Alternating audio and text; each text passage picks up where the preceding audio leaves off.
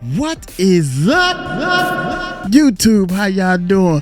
Check it out. Without a doubt, I wanted to bring y'all this, man. Hey, we still on the Gene Deal one. Wait a minute. Hold up, y'all. In fact, I'm gonna leave that up there because there's something on there I wanted to see. Rappers who became billionaires. The real story of America's richest rappers. Oh my God. I wanted to do this bad boy right here, man, because I'm trying to figure out how they making this money by rapping. Ain't nobody buying their music. Yeah, it's more to it than just rapping. So y'all hit that subscribe button, hit that bell. I had to refresh this bad boy because I pulled it up yesterday. Hit that bad boy, hit that subscribe button, hit that bell. Let's check it out. What does real wealth actually look like? A big house, a famous name, or the power to turn sound into an empire? Think about your world for a moment. Hours for money, effort for progress, steps for success.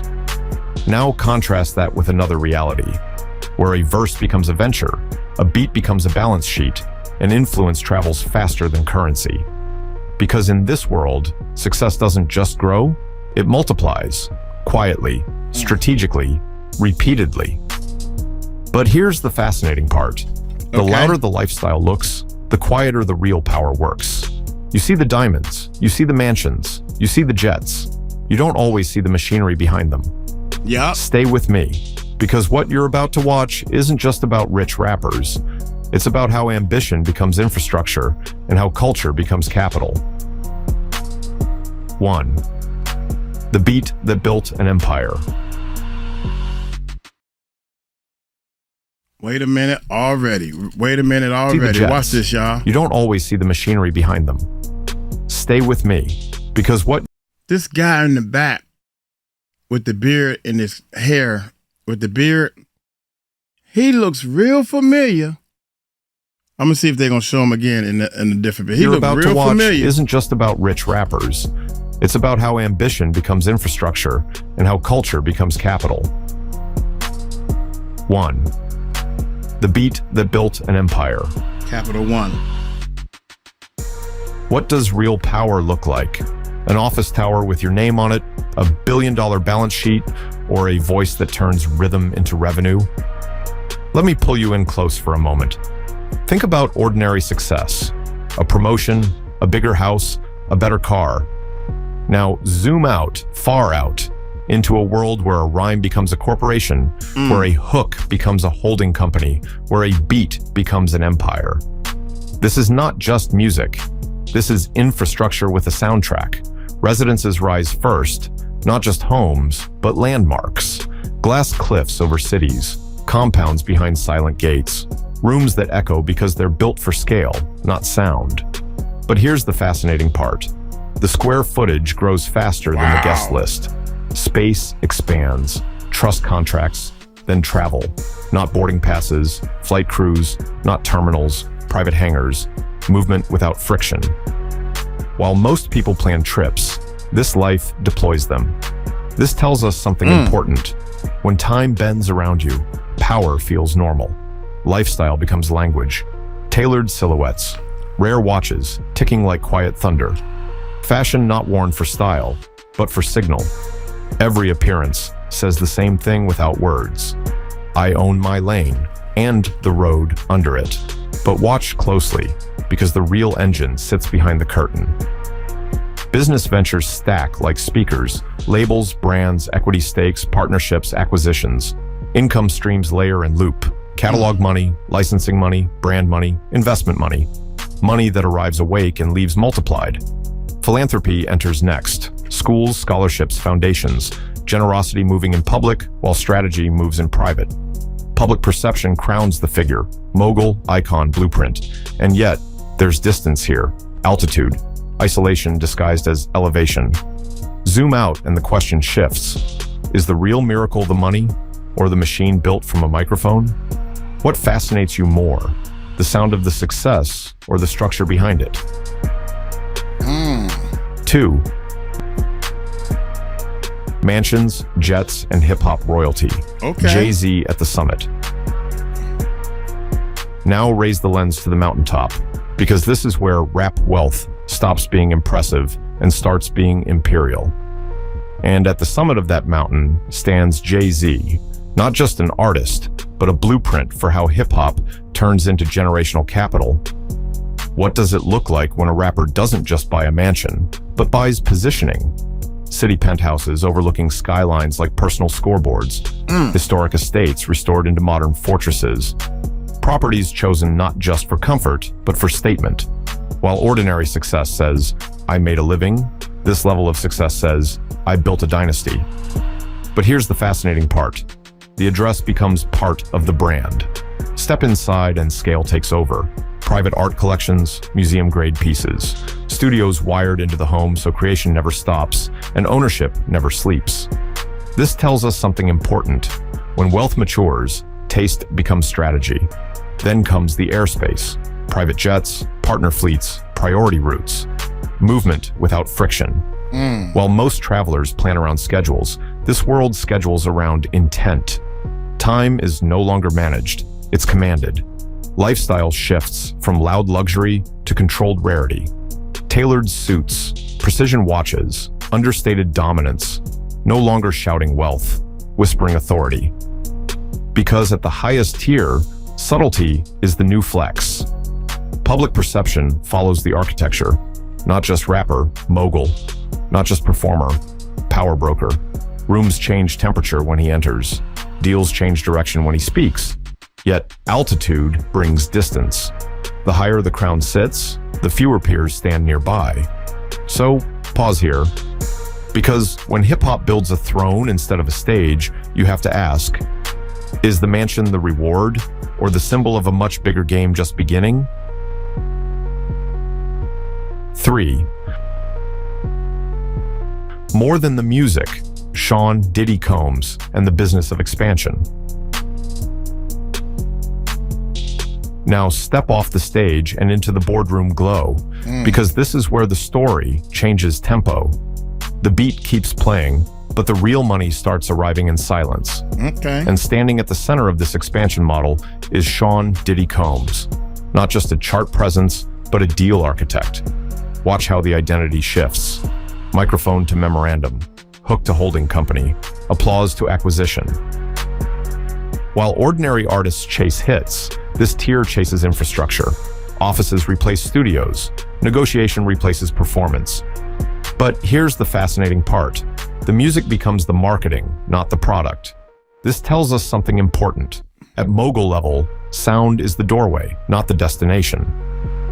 Brands stack up like verses, fashion labels, beverage empires, media platforms, licensing deals humming in the background like bass. You don't notice until it stops.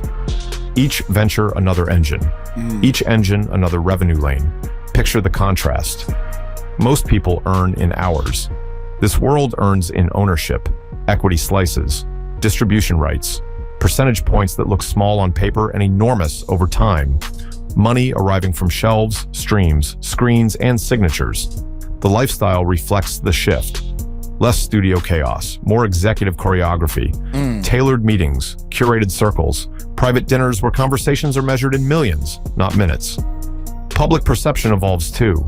The narrative stretches from rapper to rainmaker, to some visionary, to others empire-first opportunist, but never small, never ignored. Yet expansion has gravity. The bigger the structure, the more weight it carries. Complexity multiplies. Scrutiny follows scale. So pause here. Because when the artist becomes the enterprise, and the enterprise becomes the identity, you have to wonder, who is steering who now? And just beyond the contracts and capitalization tables, another form of wealth is about to enter the frame. 4. Catalogs, cash, Dr. Dre and the ownership play. Now lower the volume and listen to what keeps paying after the music stops. No crowd, no stage lights, no release day countdown, just contracts, percentages, and ownership lines that stretch across decades. This is the quiet chamber of wealth, the catalog room. And few figures represent this level of leverage better than Dr. Dre, producer, architect, and master of the ownership play. Here, songs are no longer moments. They are machines. Every stream a drip, every license a pulse, every placement in a film, a game, a commercial, another echo of money moving forward in time. But here's the fascinating part.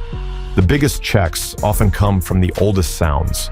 This tells us something important. In elite music wealth, the past is not behind you. It is working for you. While ordinary income stops when work stops, catalog income keeps breathing, day and night, market up or down. The beat loops, and so does the revenue. Then comes the multiplier. Not just owning music, owning platforms around music, headphones, audio technology, distribution pipelines, a shift from content to container, from creator to controller. Studios become laboratories, sound becomes intellectual property, taste becomes a financial instrument. Decisions are slower, stakes are higher. One signature can outweigh a platinum record. Public perception shifts again, from hitmaker to kingmaker, the one behind the sound, behind the star. Influence without constant visibility. Yet there's a paradox here. The more timeless the catalog, the more detached the creator can become from the present moment.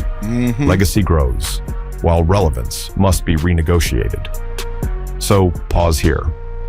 Because when your old music keeps printing new money, you have to ask, is the real art the song or the ownership? And just beyond the vault of masters and margins, a different kind of empire is about to step into view. Look 5. at that house. Brands bigger than beats, Kanye West and the product empire. Now shift your focus from speakers to shelves, because this is where sound turns into product, and product turns into cultural gravity.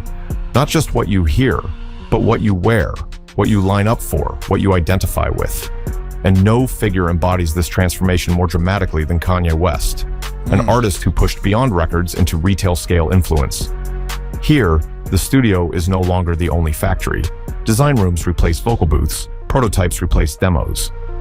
But here's the fascinating part. The product becomes the anthem. Sneakers become status. Apparel becomes affiliation.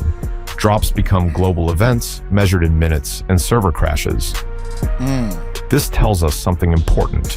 When brand heat reaches critical mass, merchandise becomes mythology. While ordinary consumers buy items, this audience buys meaning. Limited releases feel like membership cards. Ownership feels like participation in the story. The numbers scale differently here, not per stream, per unit, per deal, per partnership, manufacturing, distribution, licensing, entire supply chains, orbiting a creative identity. The beat may introduce the name, but the brand multiplies it. Lifestyle mirrors the shift.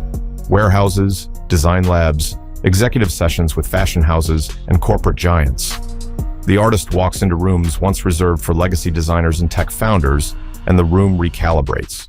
Public perception splits wide, visionary to some, volatile to others, genius and contradiction sharing the same headline. Because when creativity meets commerce at full speed, friction is guaranteed, and beneath the spectacle sits a deeper tension, the risk of tying identity to product cycles, market moods, public reactions. So, pause here, because when your sneakers sell more than your singles, you have to wonder, did the music build the empire, or did the empire outgrow the music? And just beyond the product kingdoms and brand wars, the next layer of power is forming quietly in the shadows. 6. From independent hustle to a business empire, Master P and the ownership revolution. Now, shift the spotlight away from traditional music powerhouses and towards something even more disruptive. Because sometimes the greatest fortunes in hip-hop don't come from the biggest radio hits. They come from independence, from building an empire without waiting for permission. And few figures represent that independent revolution more clearly than Master P. Watch how the story unfolds. Instead of relying on major labels, he built his own machine. Recording studios became factories of ownership. Distribution deals became negotiation tools instead of lifelines. But here's the fascinating part. Independence became the business model itself. This tells us something important. When artists control the pipeline, they control the profit. While most rappers once accepted small percentages, this strategy flipped the equation. Albums sold through self-owned channels, merchandise controlled internally, partnerships negotiated from strength rather than necessity. Money started flowing from multiple directions: music sales, film production, clothing brands, sports management, real estate investments, entire industries orbiting around a single entrepreneurial vision. Lifestyle reflected that success. Massive properties, luxury vehicles, and executive-level influence replacing the image of the struggling independent artist. The message became clear. Ownership is the ultimate flex. Public perception shifted as well. To many fans, he was no longer just a rapper. He became proof that hip-hop could create full-scale business leaders. Yet independence carries its own pressure. When you own everything, every decision becomes yours alone, every victory and every risk. So pause here for a moment, because when a rapper builds wealth without the traditional system, you have to ask yourself, is the real success the music or the freedom to control the entire empire behind it? 7. Okay. The mindset of the mogul artist, 50 Cent, and the strategic pivot. Now, look past the money and into the decisions. Because fortunes at this level are not sustained by talent alone. They're sustained by positioning, by timing, by the ability to pivot before the spotlight cools.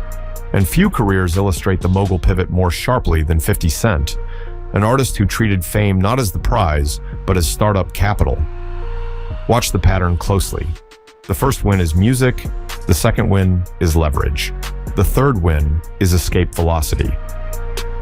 But here's the fascinating part. The mogul artist thinks in exits, not just entrances. This tells us something important. The wealthiest rappers don't just ask, how much will this earn? They ask, what will this unlock? Equity instead of endorsement, stakes instead of salaries. Ownership slices in companies that look small at the start and enormous at the finish. One beverage deal, one media pivot, one production strategy, and suddenly the revenue story changes genres. While ordinary careers climb ladders, this mindset builds trapdoors and side doors. If the music slows, television rises. If touring pauses, production expands. Nothing is allowed to be single-threaded. Lifestyle reflects the psychology. Measured aggression, calculated moves, public humor masking private precision. The image says entertainer. The calendar says strategist. Public perception often misses the shift at first. People see the persona, the jokes, the online battles. They don't see the spreadsheets, the deal structures, the long game positioning behind the curtain.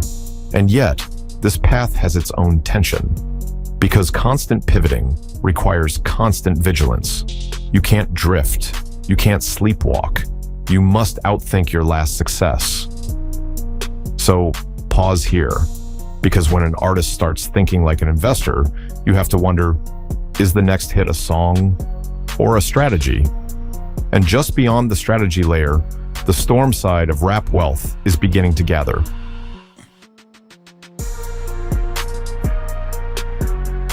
Eight.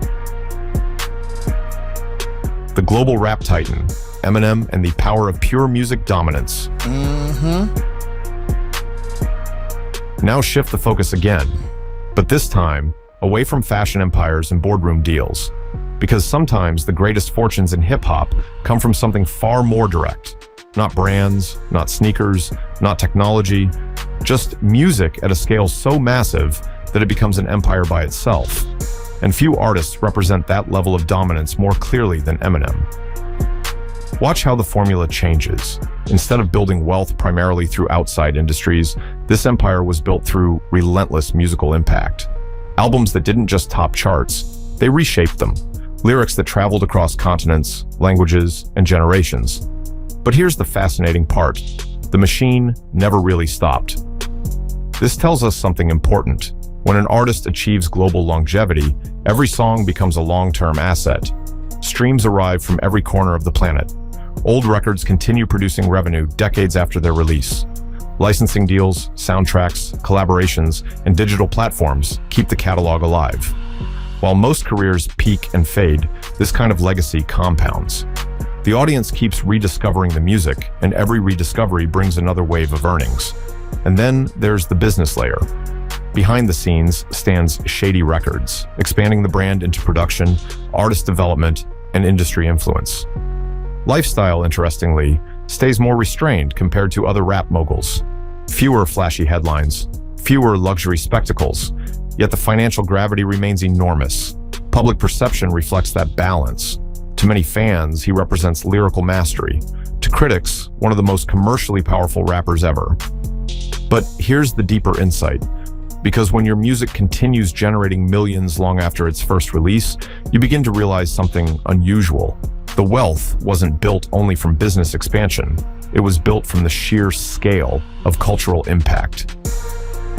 So pause here for a moment, because when one rapper sells hundreds of millions of records across the world, you have to ask yourself, is the real empire built from companies and brands, or from songs that never stop playing? 9. When rappers become legends, Jay-Z and the myth layer. Now watch what happens when wealth stops being counted and starts being told. Because at a certain level, the numbers almost don't matter anymore. Millions blur into billions, deals blur into eras, and the artist becomes something else entirely. A reference point, a blueprint, a legend. Few figures illustrate this myth layer more clearly than Jay-Z. Notice the shift. He's no longer just measured in albums or assets, he's measured in meaning. Stories circulate like currency. The first investments, the early risks. The ownership plays everyone doubted until they worked. But here's the fascinating part. Legend edits reality. This tells us something important. Culture remembers the pattern, not the paperwork. Moments become mythology. Lyrics become prophecy. Old interviews become origin scenes. Every success folds backward into the narrative of inevitability. He was always going to win, even though at the time, nothing was guaranteed. While ordinary success is documented, this level of success is dramatized, retold on podcasts, in classrooms, in boardrooms. The journey becomes a teaching tool. The person becomes a case study with a soundtrack. Media plays its role too. Lists, rankings, net worth scorecards, billionaire headlines. Each one adding another brick to the monument. Visibility turns into permanence. Yet myth has a shadow. It simplifies. It compresses struggle. It can make the path look cleaner than it was, and more repeatable than it is. This tells us something important. Legends inspire, but they can also distort the difficulty. And still, the legend grows. Beyond music, beyond business, into cultural architecture. So pause here, because when a rapper becomes a symbol, you have to ask, who owns the story now, the artist or the audience? And just beyond the legend layer, the final question about rap wealth is waiting to be faced. 10. What richest really means. The empire after the artist. Now pull the camera all the way back, past the mansions, past the jets, past the brand deals, catalogs, partnerships, and headlines. Pull back until the individual figures blur and only the pattern remains. Because here's the question that lingers when the numbers get too big to feel real. What does richest actually measure? Is it the billion-dollar net worth of Jay-Z, the brand explosions built by Kanye West, the deal architecture of Dr. Dre, Diddy, Drake, 50 Cent? Or is it something less visible? Control, ownership, permanence? But here's the fascinating part. The final form of rap wealth is not lifestyle, it's infrastructure. This tells us something important. The end game isn't spending power, it's decision power. Who owns the masters? Who owns the brands? Who owns the pipelines? Who can fund projects without permission? Who can create platforms instead of asking for placement on them? That's a different kind of rich. While ordinary success changes a life, this level of success changes lanes for others. New artists funded, new executives mentored, new markets opened. The ripple effect becomes part of the valuation. And yet, there's a quiet paradox here. The higher the empire rises, the further it drifts from the original spark, the booth, the beat, the raw hunger. Wealth brings freedom and distance, control and insulation. The culture that created the mogul is no longer the environment the mogul lives inside. So pause here, because when the artist becomes an institution and the institution becomes a dynasty, you have to ask, is the richest rapper the one with the most money, or the one who changed the rules of money itself? And that question doesn't close the story. It opens it. Opens it to a whole nother story. The one that changed the game. Hey, that's interesting. That's a little different than what I was expecting. I wasn't expecting but it had you thinking though. Especially if you're in the music industry and stuff. I'm gonna get on up out of here, man. Hey, y'all let me know what y'all think about that bad boy in the comments. See y'all in the comments. Y'all take it light, take it slow. Y'all tell them Uncle Mike told you so.